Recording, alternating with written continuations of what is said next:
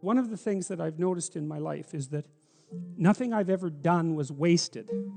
And by done, I mean put my heart and soul into, like attempted with all of my effort. That always worked. Now, it didn't always work the way I expected it to work. That's a whole different issue. But the payoff from it was always positive. Something of value always accrued to me when I made the sacrifices necessary to do something worthwhile. Go somewhere you don't understand. You have to go into the unknown. And that's God's first command. Go into the unknown. Because you already know what you know. And that's not enough unless you think you're enough. And if you're not enough and you don't think you're enough, then you have to go where you haven't been. Get away from your family enough so that you can establish your independence. And that isn't because there's something wrong with your family, but it means get away.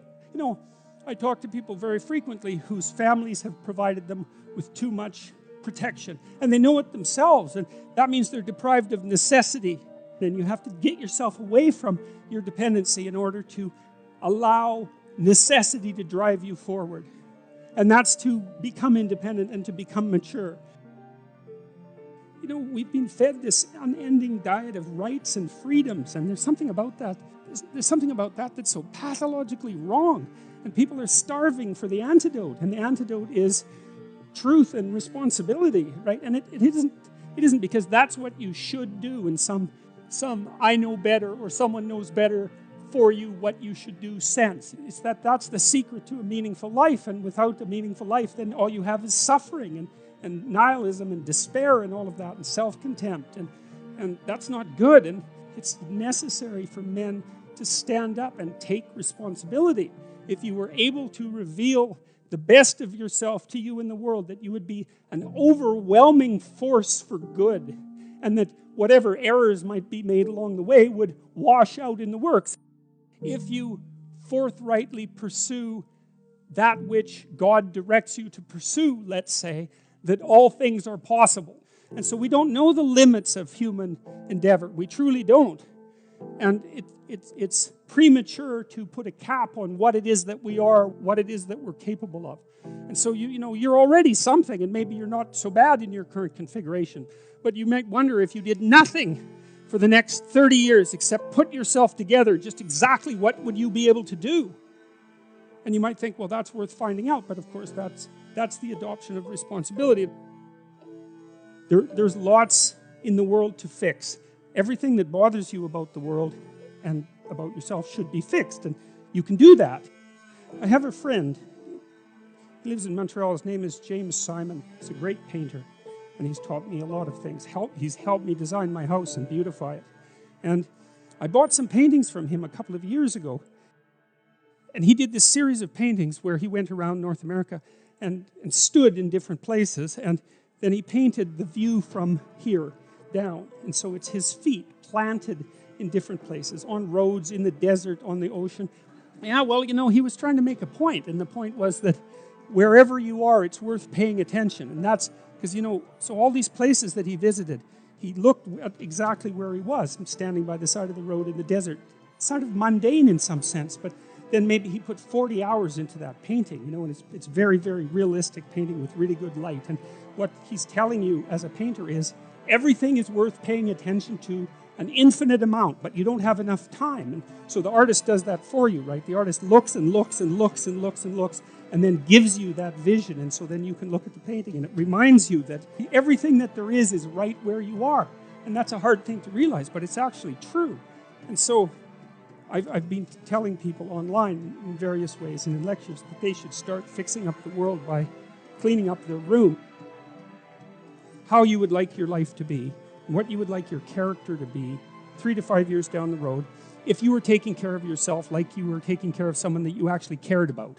So you kind of have to split yourself into two people and treat yourself like someone you have respect for and that you want the best for. Now, it's not easy because people don't necessarily have respect for themselves, and they don't necessarily want what's the best for themselves because they have a lot of self-contempt and a lot of self-hatred, and a lot of guilt. I think you have an obligation. It's one of the highest moral obligations to treat yourself as if you're a creature of value. How you would like your friendships to be conducted.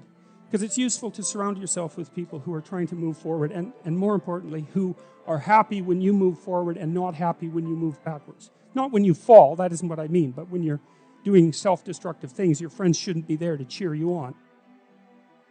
You look at the world through a story. You can't help it. And the story is what gives value to the world, or the story is what you extract from the value of the world. You can look at it either way.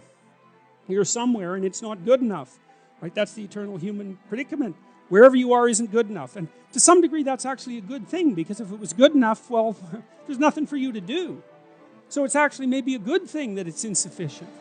And that might be why sometimes having less is better than having more.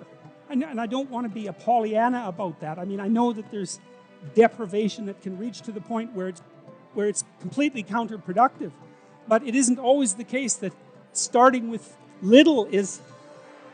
if you start with little, you start with more possibility. It's something like that. So you move always from what's unbearable about the present to some better future, right? And if you don't have that, then you have nothing but threat and negative emotion. You have no positive emotion, because the positive emotion is generated in the conception of the better future and then the evidence that you generate yourself that you're moving towards it. That's where the positive and fulfilling meaning of life comes. So you want to set up this structure properly. It's very, very important. And so what it means is that you want to be going somewhere that's good enough so that the going is worth the while. And you can ask yourself that. And, well, we know what's wrong with life. It's rife with suffering and insufficiency and deception and evil. It's all of that, obviously. Okay, what would make the journey worthwhile?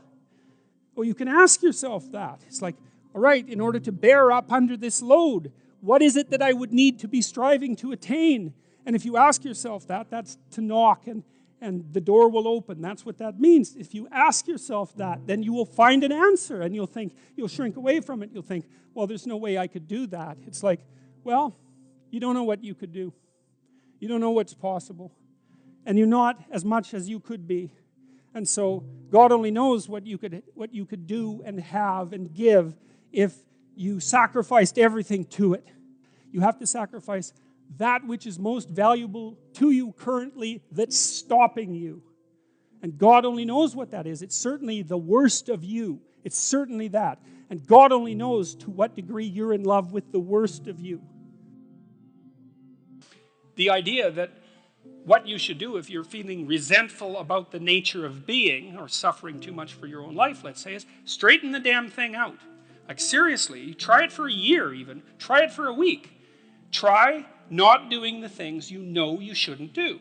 Try not saying the things you know to be false. And just watch what happens. You might as well give it a shot, right? Because you say, well, I'm all in for a year. You know, I'm going to do things right. And then I'll just stand back and I kind of watch how things unfold. And maybe I'll reconsider at the end of that year. It's like, try it. Try it.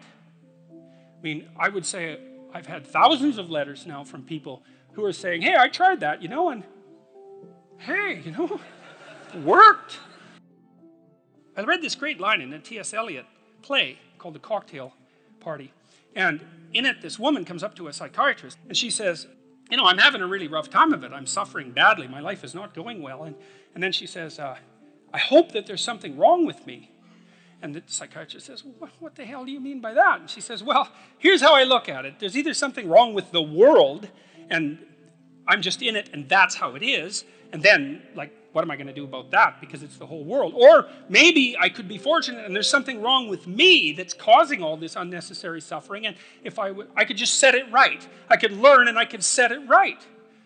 And so, I've been thinking about that for a very long time, and I think, well, if your life isn't going the way it is, you can find someone else to blame, which is pretty convenient for you and also relatively easy, or you could think, okay, I don't like life. I don't like the way my life is unfolding. Maybe I don't like life in general because it's tragic and tainted with evil. How do I know if my judgment is accurate? And the question is, well, have I really done everything I possibly could to set my life straight? Because maybe I shouldn't be judging its quality or the quality of life itself or being itself, for that matter, if I haven't done everything I possibly could to set my life straight. Well, so there's There's a task.